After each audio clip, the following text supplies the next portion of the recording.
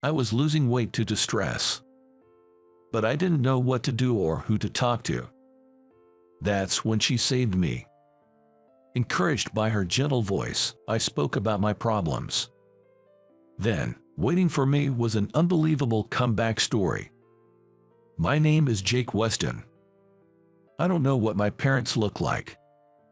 I spent my infancy in an orphanage, and by the time I could remember, I was in a children's care home.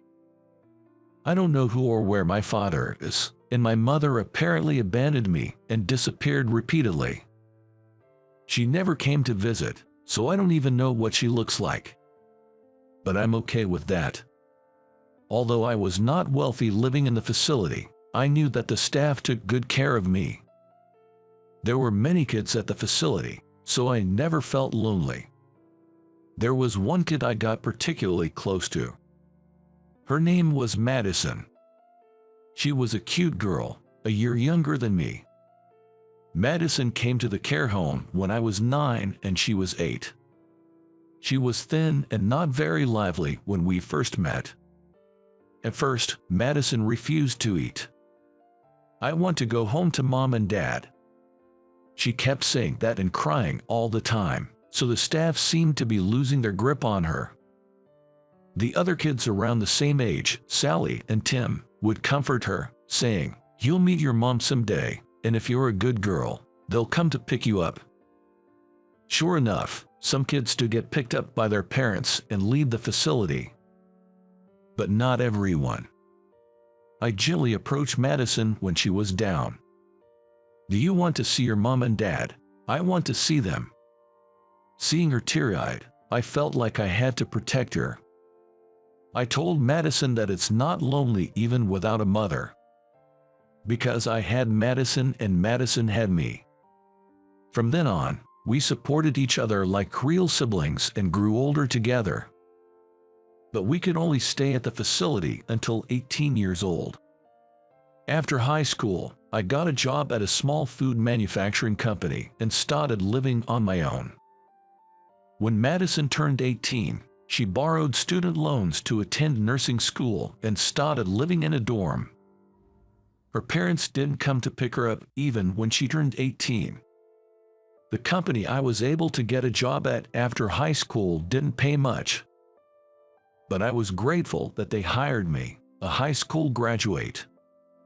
In fact, I only had interviews at 2 companies when I was job hunting in high school. That was only possible thanks to the school going out of their way to vouch for me. I'm not picky. I would do anything if I could get hired because I have to live on my own. That's what I thought. So, I endured even if I was yelled at for no reason, had my chair kicked hard, and had to work overtime without pay. The president of the company I joined was a beautiful woman in her 40s named Aria, but she was only nice on the outside and was harsh to the employees. By the way, the chairman was Aria's father, and he seemed to have the same personality. In particular, he seemed to use me as a stress relief and made fun of me. "You should be grateful just for being hired as a high school graduate. I can fire you anytime, you know, but then, I guess you won't be able to pay your rent. Huh, it must be hard being poor and parentless, haha." Although it was frustrating, I couldn't say anything back. It's true that I might not find another company that would hire a high school graduate, and above all, I didn't want to worry Madison, who I often contact. I told Madison it was a good company. I didn't want to say things like, "I quit," or "I can't find another job." I've always been like a big brother to Madison. I didn't want my little sister to see me in such a pitiful state. But now I wonder why I didn't quit my job sooner. I did once reach my breaking point when I developed stress-induced gastroenteritis and talked to my boss about leaving the company. But immediately, CEO Aurea came to see me. "So, you want to quit, huh?" she asked. I told her, albeit nervously, that I wanted to quit and get my health back on track.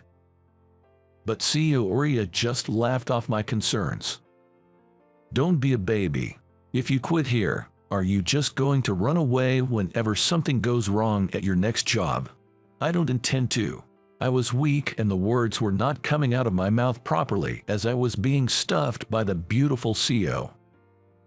I'm not letting you off the hook. The real world isn't so forgiving.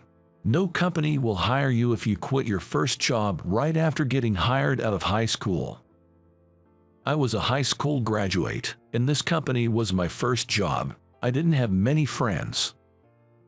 I didn't realize that the environment I was in was toxic and abnormal. The daily verbal abuse from my boss was physically and mentally exhausting, and I was constantly sleep deprived.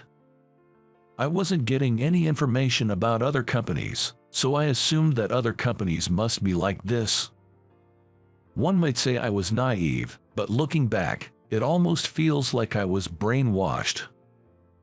Amidst such daily life, one day, I was summoned by CEO Oria. Inside, I was wondering what she was going to say to me, hoping she wouldn't throw something at me. In her office, CEO Oria was waiting with a smirk on her face. "You're single, no girlfriend, right? Well, who'd want to be with a useless bum like you anyway, so I'll marry you." I was so taken aback, I froze for a few seconds. I don't quite understand. This was the story from CEO Oria. Apparently, CEO Aryan is currently having an affair with another company's CEO. It's been going on for years, not just a fling. The other person is married and had kids, and I was disgusted with the CEO Arya, who knew that much and had a relationship with him. Recently, both Arya's father and her lover's parents started to suspect the affair. In order to hide it, the CEO Arya had come up with the idea of marrying me. I don't have any desire to have kids or raise a family. I just want to spend all my money on myself. I still want to be with my lover since we share common interests. Only then did I realize the ludicrous situation I had been dragged into. But why do you want to marry me? Would anyone really consider marrying someone they'd been harassing, even if it was just a sham? I've already told you, I don't care who it is. You have no money, no parents, you're perfect to keep a secret with. I felt dizzy. It's true, I have no money, no parents, no higher education. But being forced into a sham marriage, I felt like crying at my own pathetic state. And then, forgetting that I was in front of CEO Oria, I blurted out, "I should have a choice too." Hearing this, CEO Arya turned beet red and threw a stack of documents from her desk at me. "Well then, how about getting fired and understand? You might not find another job. You dare disrespect me. I won't let this slide. I'll give you some time, but you better say yes. If you refuse, you're fired. And I'm not talking about 3 months from now. It'll be effective immediately." From that day on, I felt like I was barely alive. Getting fired was a problem, but marrying CEO Arya would be hell. I knew that much. Unable to give an answer, I continued going to work. I couldn't eat, couldn't sleep due to anxiety. I didn't realize that my decision-making ability was getting worse. A few days after CEO Arya proposed to me, Madison came to my house. It was an unexpected visit. We hadn't planned anything. Seeing my face at the door, Madison was taken aback. "Jake, you've got dark circles under your eyes and you've lost weight. You're not eating enough, are you? You look really pale." Madison's words made me realize that I might have lost some weight. I hadn't taken a good look in the mirror or stepped on a scale, so I hadn't noticed. Standing aimlessly at my front door, Madison forcefully nudged me from behind and sat me down on the living room couch. "I came over because I was worried. You didn't reply to my texts or calls. I thought you were busy with work, maybe doing overtime, but here you are at home. You could have responded. Don't make me worry like this." All I could muster in response to Madison's words was a weak yare. In the meantime, Madison was briskly arranging Tupperware on the table. It seemed she had prepared some food. I made all the dishes you love, Jake. So eat a lot. I figured you might have been too busy to cook, so I also brought some rice. I'll put this in a bowl. Madison's voice was somehow comforting, and the aroma wafting from the warm dishes was incredibly appetizing. I took Madison's suggestion and started eating the rice and dishes. Grilled pork, casserole, fried chicken, potato salad, scrambled eggs, all my favorite foods. It had been a while since I had a leisurely meal or even ate something that someone else had cooked. Delicious, I said, and realized that I was crying. In a panic, I looked at Madison, fearing she had seen me crying, but the tears just wouldn't stop. On the contrary, they began to flow more and more. All the hardship and suffering I had been enduring seemed to explode the moment I looked at Madison. I continued eating while sobbing. Madison simply watched me with a kind smile. If you're hungry, that's a good sign. Eat plenty. I made all this just for you, Jake. And so, under Madison's watchful gaze, I continued to eat and cry. After the meal, Madison made me a cup of cocoa. I usually drink coffee, but perhaps seeing how exhausted I was, she decided to avoid it. I took a sip of the warm cocoa and looked at Madison. When I did, our eyes met. She had been looking at me too. From her gaze, I could tell she was worried about me. I had avoided consulting her about my boss and work to prevent her from worrying, but I realized that I was causing her plenty of worry even now. But I decided to tell her everything. I didn't want to lie or hide anything from her, as she had been so supportive and concerned about me. Every day at work, I was subjected to harassment and yelling. I was loaded with unpaid overtime and had no time to rest. And just recently, I was told to get married as a cover for an affair. Upon hearing this, I could see Madison's brow furrow. She was clearly upset. Why don't you just quit that job? Why are you so attached to that company? Because I only have a high school diploma and I don't have family. They told me I won't find another job. I might even struggle to pay my rent. Immediately, Madison started browsing something on her phone and then showed me the screen. There were various job postings that were open to high school graduates. It's true that there are places that will hire high school graduates as full-time employees, though not as many as college graduates, and even part-time workers can earn enough to get by. It's okay to try to get a full-time job from a part-time job. What Madison was saying was pretty much common sense, but it felt as if I was hearing it for the first time. Besides, Jake, you're not one to waste money. You must have enough saved for rent for a while. Even if you quit your job, you'll be able to survive for a while. Madison told me to take my checkbook, so I did and checked my bank balance. Just as Madison had said, I had enough saved in my account to cover my rent for a considerable period, since I didn't have any extravagant spending habits. I have money. Why did I convince myself that I couldn't quit my job? As I muttered this, Madison tightly grasped my hand. You've been working too hard, Jake. That company is horrible. Under normal circumstances, anyone would realize how absurd the company and its boss are. They could even be sued.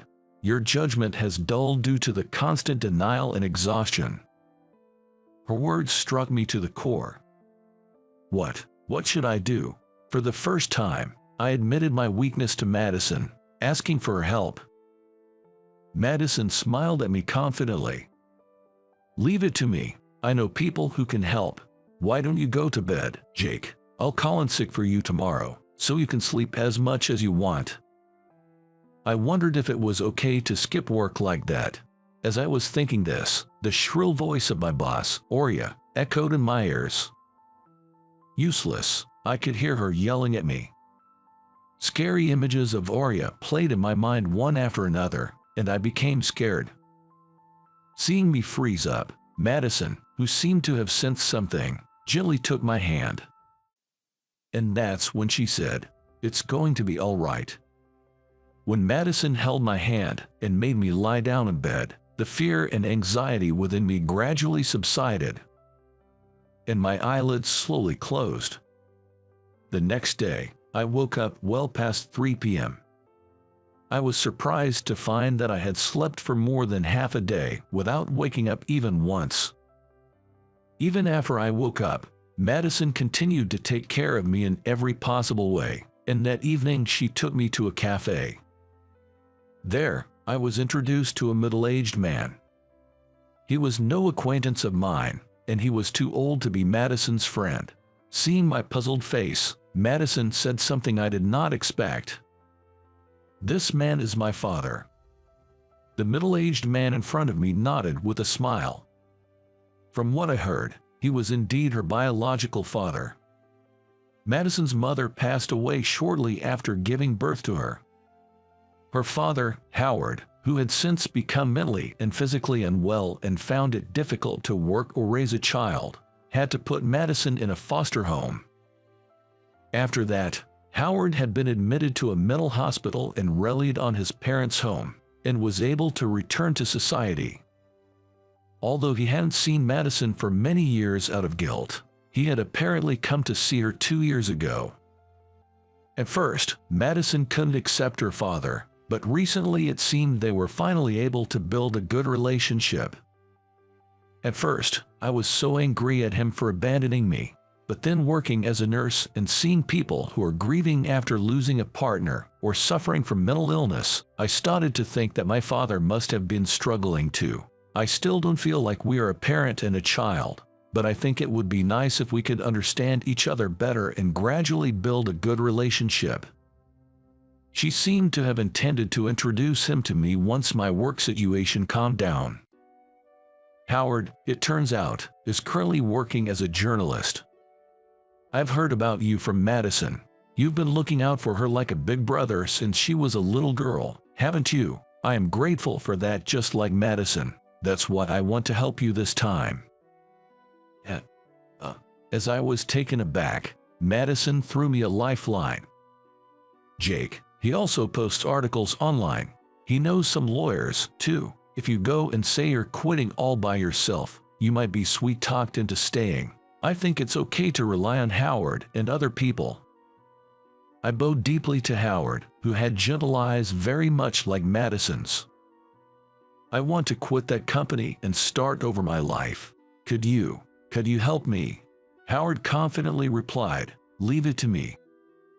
Howard's actions from then on were swift. He brought in a lawyer he knew and negotiated with my company on my behalf, allowing me to easily quit my job. When they were informed that the company's treatment of me would be made into an article and published online, the CEO and chairman of the board seemed quite frightened. They must have been aware that they were doing something wrong. Thanks to the testimonies of other employees, the CEO admitted to his verbal abuse towards me. I received an official apology and severance pay plus compensation for emotional distress that was more than double what I had expected. I was so afraid of quitting the company, but when I did, I felt surprisingly lighthearted. When I expressed my gratitude to Howard again later, he taught me something I didn't expect. Actually, Madison didn't ask me to help her childhood friend. She said, "I want you to help the person I love." Like me, Howard was driven to the edge both mentally and physically when he lost his wife. That's why he wanted to be of help to me, it seemed. Hearing this, I devoted myself to job hunting to respond to Madison's wishes. I confessed to Madison and started dating her as soon as I found a new part-time job.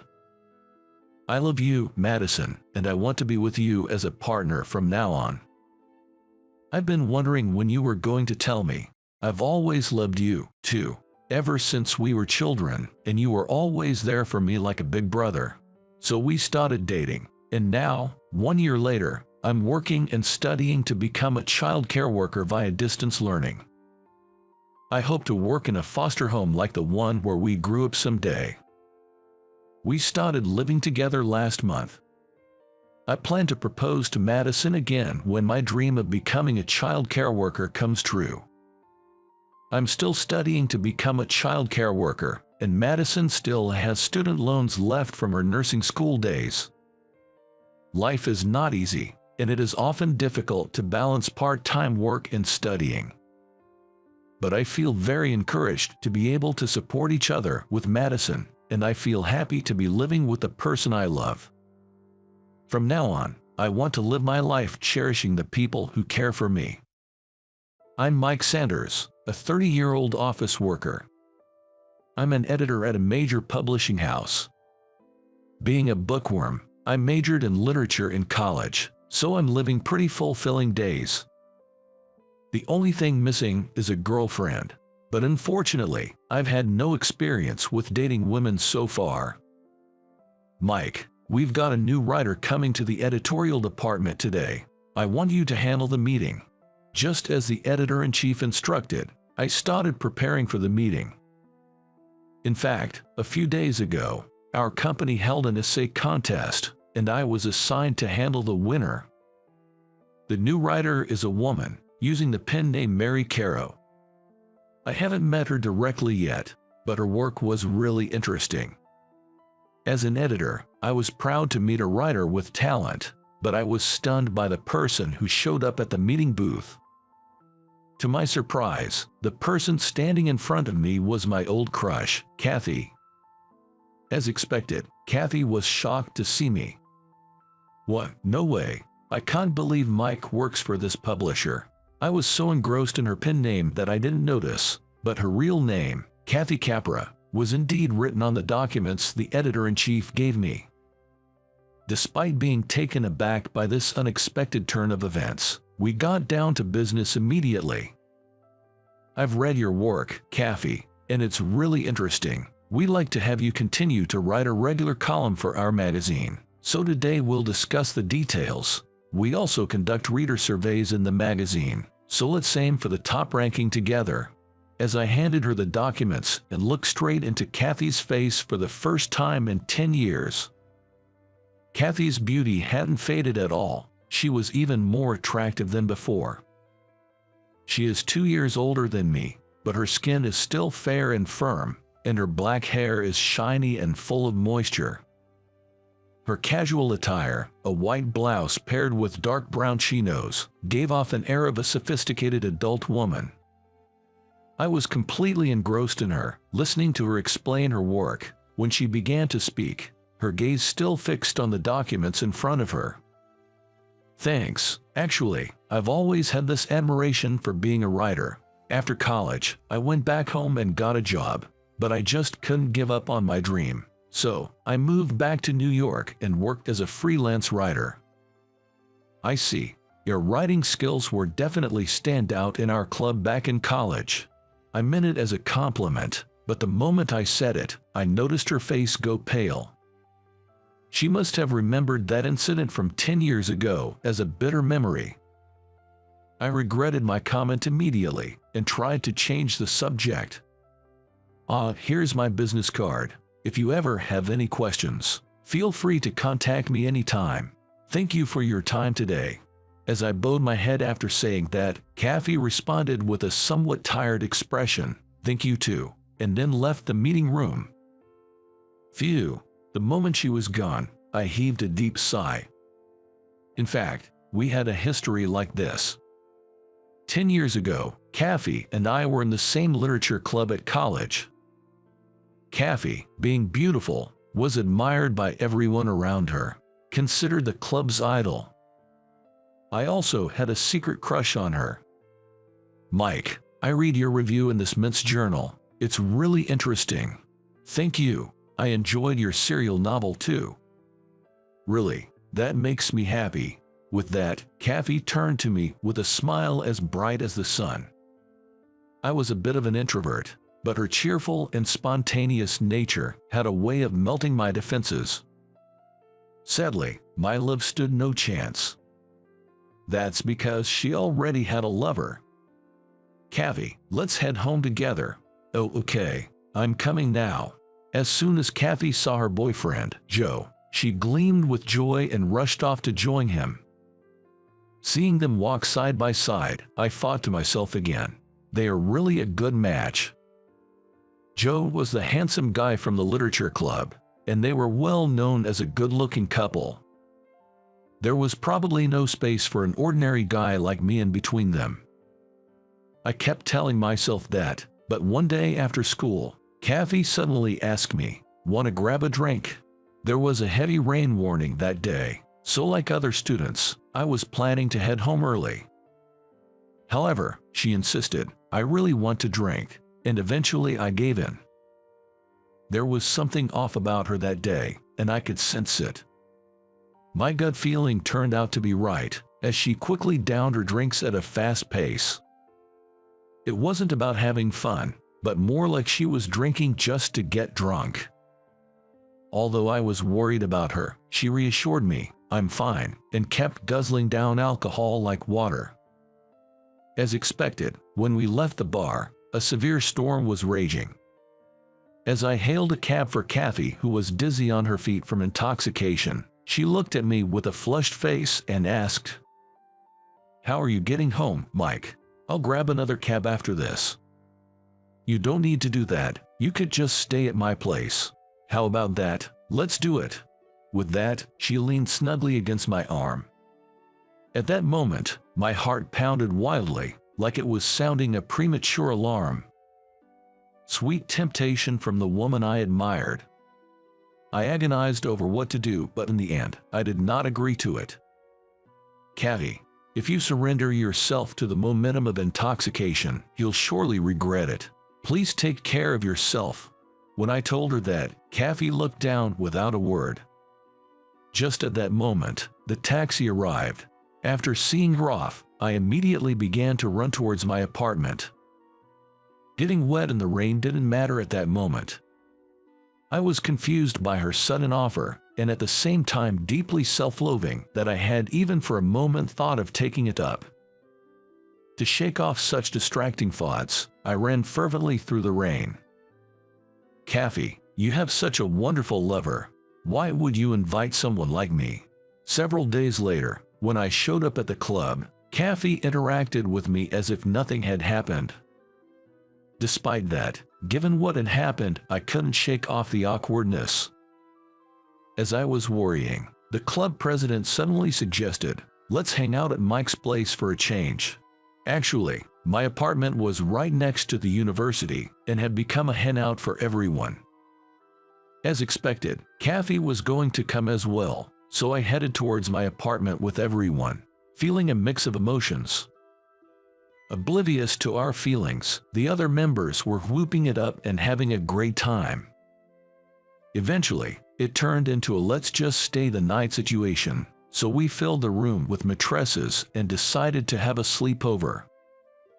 Because I was drunk, I fell into a deep sleep but woke up suddenly in the early morning. Just when I tried to go back to sleep, I heard a sobbing sound from somewhere, and curious, I slowly turned my gaze. The one who was crying was Kathy. Kathy. In the midst of everyone else's deep sleep, there was one person drenching their mattress with tears, my senior. I couldn't take my eyes off her, and I was sneaking peeks at her from a crack in my sleeping bag. What could have happened? I was compelled to reach out to her, but I didn't want to disturb the others who were sleeping. After a few hours, as everyone started to wake up, Kathy stopped crying and started putting on makeup at the sink as if trying to hide her swollen eyes. While I was completely preoccupied with Kathy, I got out of the mattress to match the waking time of everyone else. And later, I came to understand the reason behind Kathy's tears. It turned out she had just broken up with her boyfriend, Joe. Indeed, Joe wasn't there when we had a gathering at my apartment before. After hearing about their breakup, I finally understood why Kathy had invited me for drinks. She must have been feeling lonely. She probably just needed someone to lean on, to distract herself from her sadness. Though I wanted to see Kathy again, she told me, "I'm busy job hunting, and stop showing up to the club." Given her breakup with Joe, it might have been harder for her to come to the club. And so, we grew apart. Kathy graduated from college, and 10 years passed just like that. Even now, she remains a special person to me, which is what I haven't been able to commit to a relationship with anyone since then. But since we've managed to reunite, I'd like to be good business partners. We did start off with an awkward vibe at work, but as soon as I read Kathy's draft, we quickly broke the ice. Your new work is excellent, Kathy. With this, we can definitely aim for the top in the survey results. Really, we did it. As I had predicted, Kathy's new essay won first place in the magazine's reader survey. We were overjoyed with this good news and decided to have a celebration party that very night. Even though the forecast was calling for heavy rain, Kathy said, "I'll grab a cab home," so we decided to stop at the bar near the office. It's close to my apartment, and as long as Kathy can catch a taxi, we'll be fine. It had been a while since I'd had drinks with Kathy, but the food was good and the conversation flowed more enjoyably than I had expected. With this atmosphere, I felt that we could build a good working relationship. As I was drinking and enjoying the moment, Kathy suddenly started speaking with a serious expression on her face. "I've been meaning to apologize for a long time. I'm truly sorry for what happened 10 years ago. It was rude of me." Instantly, I realized what Kathy was referring to, that rainy night. "No, it's okay. Don't worry about it. And you had your own issues at that time, right? Ah, you're talking about Joe. Yes, he had a habit of cheating on me, but I was in love with him, so I kept forgiving him every time. But when I found out he brought another woman into our room, I couldn't bear it anymore and broke up with him." "Wait, Joe cheated on you?" I was genuinely surprised to hear this. I had thought they were perfectly happy together. When I looked at Kathy's face, it had fallen into a gloomy expression. "But that doesn't excuse what I did to you, Mike. But because you treated me kindly, I feel really saved now. Thank you, truly." Knowing about her painful past, I felt deeply sympathetic. I had absolutely no intention of blaming her. "It's okay. It's been 10 years. Let's let bygones be bygones. I want to create a lot of wonderful works together with you from now on. Thank you, Mike." And so, we cleared up past misunderstandings, our feelings renewed, and we toasted to a fresh start. We left the bar in high spirits and tried to hail a taxi, but all the cab companies were booked solid. Apparently, there was a concert in the neighborhood, and all the taxis were pre-booked because of it.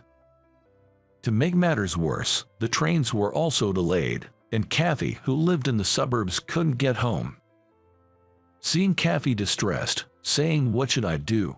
I bravely suggested to her, "Kathy, if you'd like, why don't you stay over at my place?" Normally, I wouldn't dare make such a bold suggestion, but being a little tipsy gave me the courage. As I nervously awaited Kathy's response, she let out a sigh of relief. "Thank you, that would be wonderful." However, once we got to my apartment, there was only one bed. I offered Kathy the bed and told her, "I'll sleep on the couch," and was about to head to the living room. To my surprise, Kathy suddenly hugged me from behind. Too shocked to move, I froze, and then she slowly spoke. "Don't go, Mike. We finally got together. I don't want to be apart from you anymore." Kathy, what's going on?" "There was one thing I couldn't tell you when we were drinking earlier. I've been in love with you since that rainy night." "What?" At Kathy's words, my mind went blank. I never thought Kathy could have feelings for me. Before I knew it, Kathy was crying. At that time, I was really at the end of my rope. I was betrayed by Joe, whom I loved, so many times that I didn't even care what would happen to me. But you were there for me, telling me to take care of myself. I was always sacrificing myself for Joe, so I was even happier to hear your kindness. I realized I had been looking for someone like you all along." Listening to her, my resentment for Joe grew stronger. The fact that he had hurt her so much, I could never forgive him. That's why I felt I couldn't face you, so I stopped going to the club. I tried to forget about you and make up for the past, but the moment I saw you, I couldn't stop my feelings of love.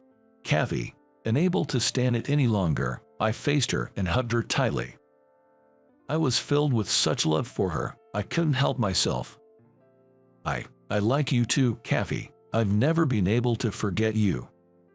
Mike, I'm so happy. After confirming our feelings for each other, we decided to sleep together in the same bed. I remember when I insisted on going home in the heavy rain, I panicked. We really haven't grown at all, have we? With that, Kathy chuckled next to me. To which I said, "Well, you were pretty drunk at that time. Are you sure you won't regret it? I can sleep on the couch if you want." However, Kathy shook her head vehemently. "No, I'll never regret it. After all, I truly love you." With that, she closed her eyes, so I said nothing more and stroked her hair gently. I want to make her happy no matter what. With that thought in my heart, I drifted off to sleep, ending a special night. And so, we officially began dating. Afterwards, Kathy continued her writing work smoothly, and even published a book of essays a year after her debut. As a talented and beautiful female writer, Kathy garnered popularity and even managed to host autograph sessions in bookstores. A lot of fans visited the autograph session, and I accompanied her as her supporter. Just when the autograph session was about to end, I heard a familiar voice. "Wow, Kathy, you've become quite famous." Joe. To our surprise, standing in front of us was Joe, Kathy's ex-boyfriend. Upon seeing him, Kathy became wary, but suddenly, Joe bowed his head deeply. "Kathy, I truly regret that I hurt you back in college." Joe's sudden apology caught both Kathy and me off guard. This was because Joe was known for his arrogant personality during his college years, infamous for never apologizing even when he was clearly in the wrong. Yet now, he was apologizing for his past actions. What could have possibly happened to him? As we watched in silence, Joe slowly began to speak. "Kathy, I was really impressed when I read your work. In fact, I've always admired writers and quit my job to work as a freelancer, but unlike you, I've not been able to achieve any results, and embarrassingly, I'm barely scraping by using my savings." Joe, who used to be quite fashionable, was now donning a worn-out jacket and looked tired. Seeing Joe in such a state, Kathy seemed to feel sorry for him. Back in college, I was so full of myself, thinking that I had the talent to be a writer. But now, I feel like I'm being punished for my past arrogance. After reading your work, I just couldn't sit still and came here to this autograph session. I know an apology won't fix everything, but I'm really sorry. As a person and as a writer, I truly respect you. Joe's sincere remorse was palpable as he apologized. It seemed that he had grown as a person through his setbacks. Kathy remained silent for a while, but finally spoke up. "Joe, please lift your head. Your apology has helped me find closure. What matters is not the past but the future. I look forward to reading your work in public again, so please keep working hard." "Kathy, thank you." After that, Joe turned to me. "You're Mike, right? Kathy's junior from college. You bring out the best in Kathy, and that's truly amazing. I'm glad that a wonderful man like you has become Kathy's new partner. Thank you for your kind words. I'm also looking forward to reading your work, Joe." After that, Joe said, as a reminder to myself, and bought a copy of Kathy's book, got her autograph, and left. We watched him leave with a sense of relief and then looked at each other. Things were tough back then, but now, even my past with Joe has become a sweet memory. That's right. Let's keep creating wonderful memories together." Saying that, I firmly squeezed Kathy's left hand. Incidentally, her platinum engagement ring gleams on the ring finger of her left hand. The literature club, where I met Joe and Kathy, holds many deep memories. With this day etched in our hearts, aspiring writers like us will take our first steps towards our respective futures. How did you like today's story? Your subscription and hitting the like button help to motivate us in our work. We look forward to reading your comments too. See you again in our next video. Everyone experiences their first night, and it's up to each person to decide which night they consider as their first. My first night with her. I quietly asked her, "Have you been with any other men?" The innocent girl blushed and shook her head. "You are my first." She tightly gripped my fingertips with her small palm. "My name is Mike Harper, just turned 32 this year. I'm still single but don't lack anything. Highly educated, tall, handsome with a high income. That's how others see my profile. I take pride in my job and don't lack women who are just for fun. I work at a high-end watch store that deals with luxury brand watches. It's located on a main street. There are several other stores in the chain. Among them, I'm the youngest manager. It's not the flagship store, but it's consistently the highest performing store in the chain. I've been the top salesperson for 5 consecutive years. I have a huge lead over my colleagues. I've been used to jealousy and spite since my school days. My reputation at work is a jerk who gets the job done. While every day is a series of tension to not be undercut, I consider these days fulfilling. I met her on a weekend. It was a Sunday evening, around the time people start heading home. That day, I was annoyed because a customer who had made a reservation canceled last minute. This customer was someone who always spent a lot of money, someone who supported my sales. The reason for the cancellation was frustrating. I felt he didn't provide enough special treatment with me. Apparently, he had been watching from a distance as I served other customers. In simple terms, they were acting up to jealousy. Thinking about this meant sales gives me a headache. There are more than enough people itching to pull me down. I was trying to keep my frustration from showing as much as possible. I didn't want my colleagues to think I was rattled. There were a few customers in the store, each being attended to by other clerks. And then, pushing the heavy door open, a seemingly out-of-place customer entered. She was a girl with long hair loosely curled, giving off a feminine impression.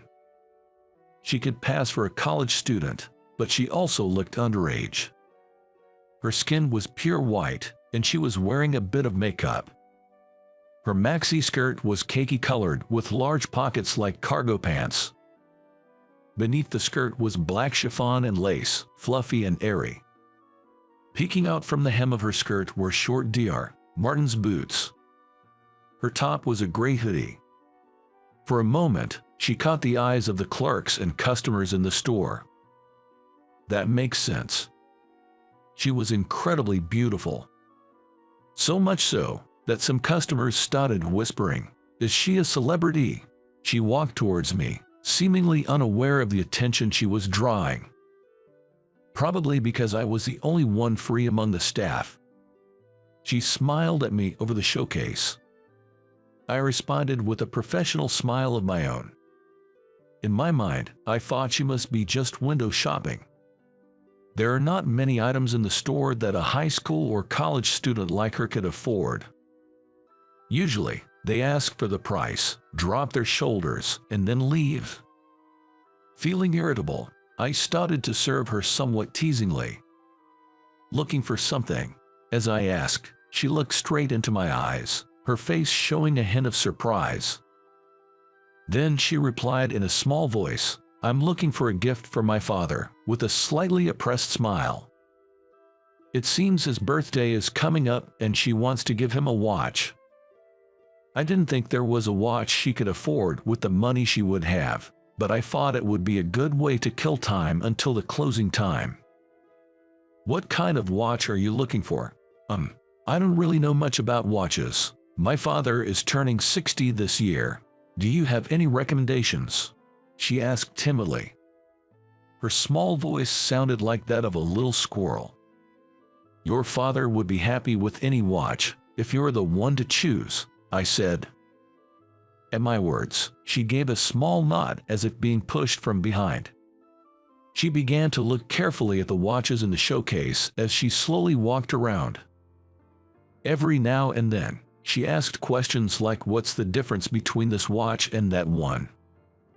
She really seemed to know nothing about watches. She might not be able to choose anything when she sees the price. Then, she stopped for a watch with a beautiful design on the dial. It's incredibly beautiful, isn't it? What she pointed out was a watch from a luxury brand. It's a beautiful watch that incorporates traditional Japanese craftsmanship.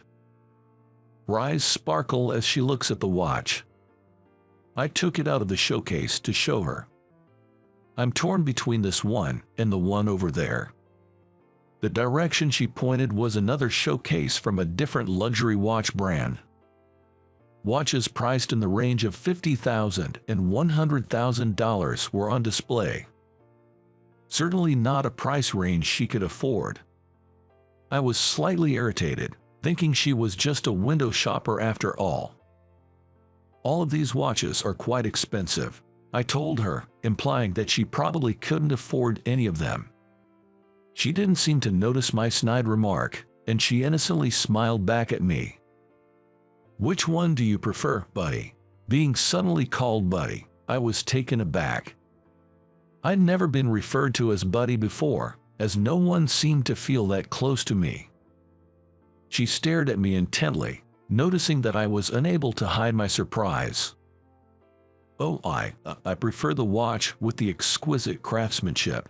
Even though I was planning to recommend the more expensive one, I ended up honestly suggesting the one I liked. Despite being cheaper than the other one, this watch was also priced at $11,000. But when she heard my response, she seemed satisfied and nodded. Then, I'll take this watch, please. She said it casually as if she were purchasing some cute trinket. Could you gift wrap it for me, too? She tilted her head, and I silently nodded in response. Ma'am, the payment, it's going to be quite a hefty sum. I gently showed her the price tag. Showing her the hefty price tag somehow made me feel a little guilty. She checked the price tag, then took off her small backpack and pulled out a paper bag. She pulled out a bundle of bills still strapped together and offered it to me, as casually as if she was taking out a bag of cookies. The $1,000 bills at the end of the stack came out of the backpack front pocket. I believe this should cover it. Can you please check? Her words jolted me out of my stunned silence. I told her it would take some time to wrap the item and led her to a sofa seat. A female staff member, who had just finished serving other customers, offered her a drink menu. Suddenly receiving such special services, she looked somewhat uncomfortable. I had the impression that there were still more bills in her paper bag. 10 minutes later, she carefully received a gift box with the watch in it and left the store. I was able to confirm that she was not a minor from the customer's profile information, but why she was carrying around such a large amount of money remained a mystery. This was how I met her, Catherine Summers. The next weekend after I first met Catherine, I believe it was around the same time, she appeared, pushing the heavy door of the shop open with both hands. She looked around inside the store as if she was looking for someone. I quietly approached her and spoke. Welcome back, thank you for your visit the other day. She had been obscured by the door so didn't notice I was there. She jumped a little upon my words. Her reaction was adorable, like a startled squirrel. I came to get a birthday present for my brother today." Her voice trailed off after the initial burst of energy. She shyly looked down. "So, it's your brother's birthday?" "Yes, my brother's turning 32. He loves the outdoors. What kind of watch do you think he would like?" In response to my comment, she lifts her head and tells me earnestly. I didn't tease her at all today. I introduced a few items to her. She listened intently to my explanation, carefully considering the watches. "I'll take this one," she said, smiling contentedly. I was impressed by her taste. Despite claiming not to know much about watches, she was able to find the best one. This watch is also quite expensive. The watch was a high-end piece, costing nearly $29,000. I don't know who this girl is, but this price is excessive. I thought she would give up on buying it and switch to a different watch. However, she took out a paper bag from the small backpack she was carrying just like the last time, and handed me a bundle of bills, still bound. She held out the bundle so casually, I almost didn't recognize what it was. I took the bills on a velvet-lined tray and checked to make sure they weren't counterfeit as I counted. Of course, they were all real and crisp. She was sitting in comfortably on the sofa, just like the last time. Who on earth is she? And surprisingly, she appeared at the store at the same time the next weekend. This is insane. This time, she said it was a birthday present for her mom. It doesn't seem true at all. Where is she getting the money to buy expensive watches every week? I can't help but worry if the money is from a dangerous source. Have you considered getting something other than a watch for your mother's birthday? I suggested gently, trying not to offend her. I thought her parents might be worried if she spends so much money every week. At my suggestion, she looked a bit sad. With a deflated voice, she asked, "So you figured out the birthday was a lie?" She hung her head in seeming shame. It almost felt like I was bullying her. I could feel the sharp glances from my colleagues. So the birthday story was a lie, I thought. I'm sorry for lying, but I couldn't think of anything else. She bowed her head deeply. I panicked when the customer bowed to me. "You don't have to do that."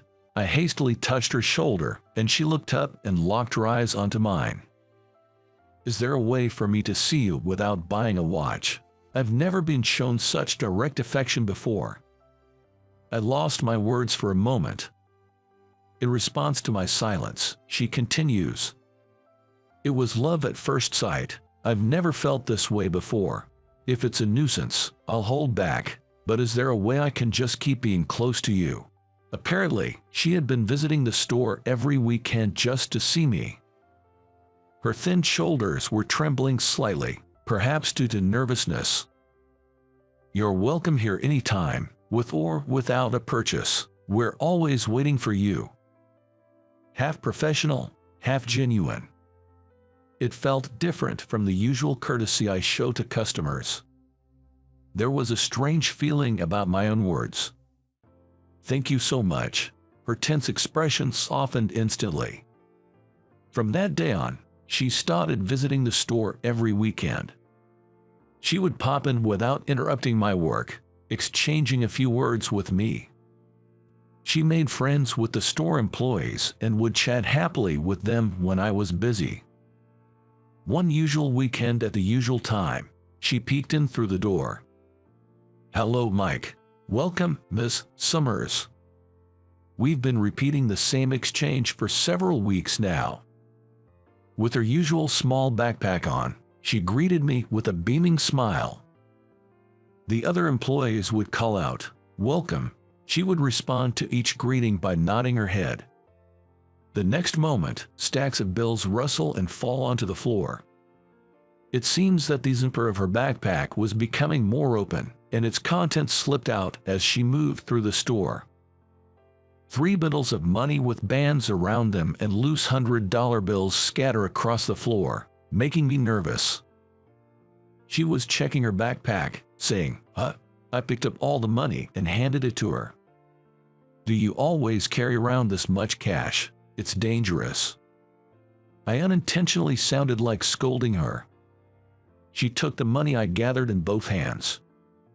"Thank you. I had a huge win today. Usually, I have much less," she said, smiling brightly. Why does she always carry around so much cash? The initial question I had for her came back to me. "Hey, how come you have all these money?" I wasn't speaking to a customer anymore. I felt like an older brother worried about his little sister. In response to my question, she gave me a puzzled look, as if it's completely natural to carry around a lot of money on weekends. "It's poker. There was a match with a real good player today, and the results were unexpected." I had a hard time processing her words. The words poker and the girl in front of me didn't seem to fit together. What she pulled out of her backpack was a card player magazine, wrapped with a piece of cloth.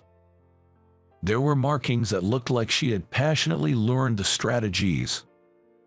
I was speechless at the sheer contrast. She looked worriedly at me as I stood there, stunned. Our eyes eventually met. Her eyes were a bit watery. I was taken aback and froze. "Are you disappointed? Do you hate me now?" Her slender shoulders were shaking, seemingly tense. I remember seeing these shaking shoulders before. At this moment, I felt a strong need to reassure her, who was always so sincere to me. "I'm not disappointed. How about we go out for dinner next time?" Upon hearing my words, her tears quickly retreated. A broad smile appeared on her face, and she expressed her joy by jumping up to stand on her feet. "Promise, don't just say such a thing." I wrote down my phone number and handed it to her, who was so excited already.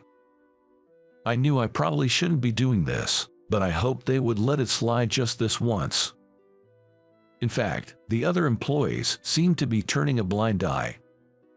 She accepted the note with my number as if it were a treasure, and smiled with joy. I can't forget the trembling voice of her when she first called me.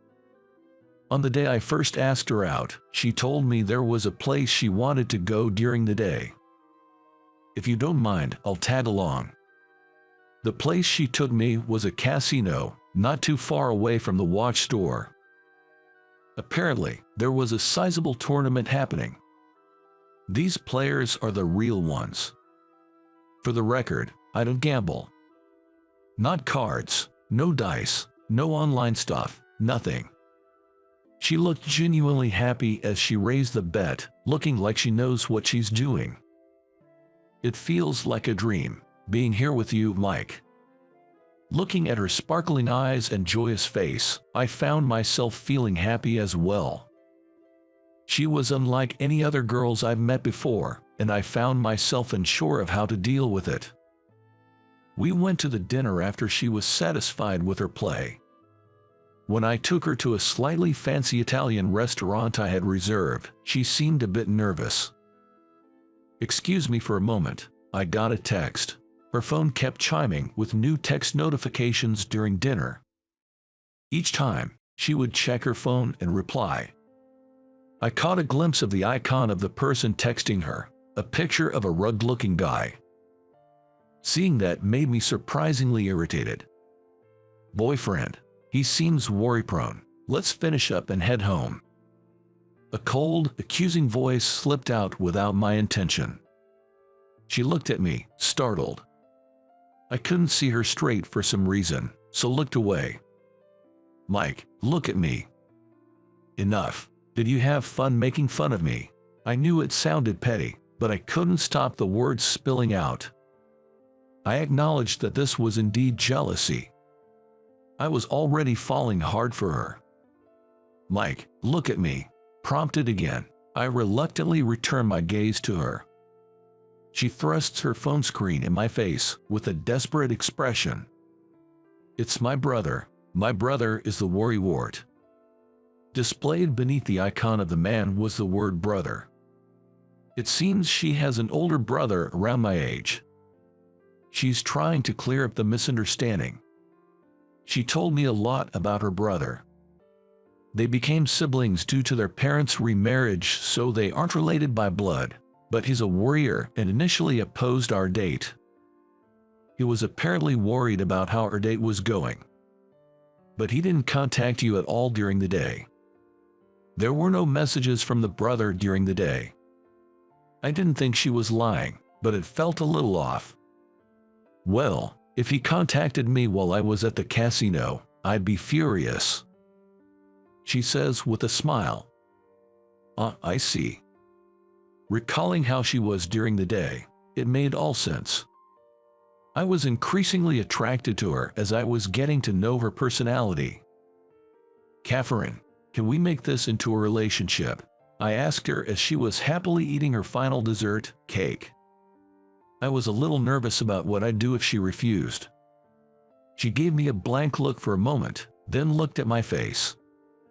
The next moment, she stood up from her chair. Yes, thank you, Mike. She gave me the widest smile I had ever seen on her. No, thank you, Catherine. I felt like I was being led by her pace, but I felt so good, after all. Catherine and I continued to see each other, and 6 months passed. Today, we're planning to visit Catherine's family. Of course, I intend to express my feelings for her and how we vision our future. Catherine's mother, who came out to greet us at the entrance, was a very calm and kind-looking person. It seemed that both her parents and her worrywart brother would be there today. I fixed my shirt and walked into the living room. I could see her father sitting deep in the sofa and her brother standing next to him. The moment I saw her brother, I froze for an instant. There was a person from the past I didn't want to remember. I was in shock. Catherine looked into me with a worried look. Mike, you're Mike Harper, aren't you? Catherine's brother, Robert, raised his voice in surprise. He was the last person I could ever face in my life. The one person who knew the past I least wanted Catherine to know about. I started to break out in cold sweat. I was born in Germany and moved back to the States when I was in grade 7. At first, I had a hard time fitting into the school. The persistent bullying instigated by the girls in my class deeply wounded me, who was just a regular vulnerable teenager. It was Catherine's brother who helped me out. Robert was the only one who was kind to me, who was being excluded by the class. I betrayed such a kind classmate. The target switched from me to Robert, who was protecting me. That's how I got released from being the target. And I abandoned kind Robert. I joined the other classmates and bullied him. If I didn't, I would be left out again. It was fear that led me to betray Robert. In the end, whether this was the cause or not, Robert was not there after the summer vacation. He and his family had moved, and Robert got transferred to another school for the new semester. I had not seen Robert since then, until this day. I'm sorry, Robert, I just can't find the words to say. I wanted to run away from this situation and turned on my heels. I thought I would just run away. If Catherine finds out what I did, she would be sad and very disappointed at me. I don't think I can stand it. Mike, what's the matter? As I brushed off her hand and headed for the door, Robert's voice reached my back. Are you going to run away again? Is that all you can handle? Robert's words made me stop in my tracks. I wondered what I would lose if I ran away from here. I know I would lose Catherine.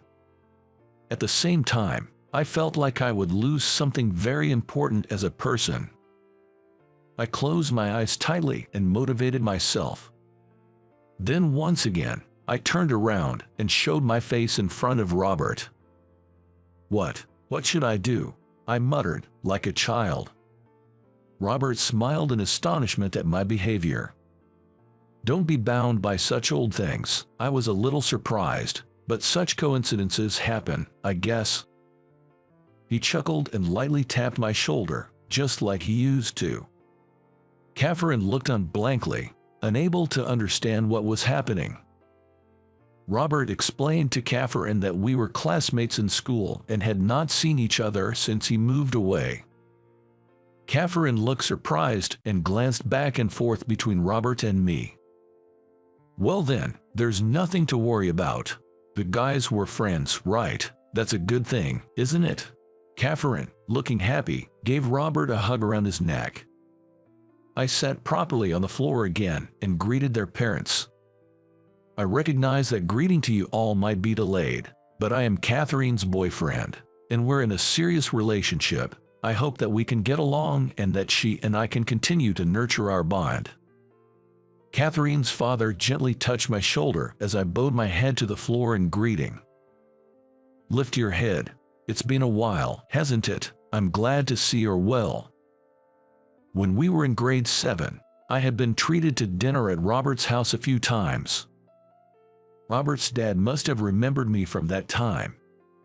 I was worried about who Catherine would bring. But if it's you, I'm fine. But I abandoned Robert, I unintentionally said to her father, who was smiling at me gently. Does he hold no grudges against me for abandoning his son? You know your own weaknesses and faults. That's what makes a person grow kinder with time.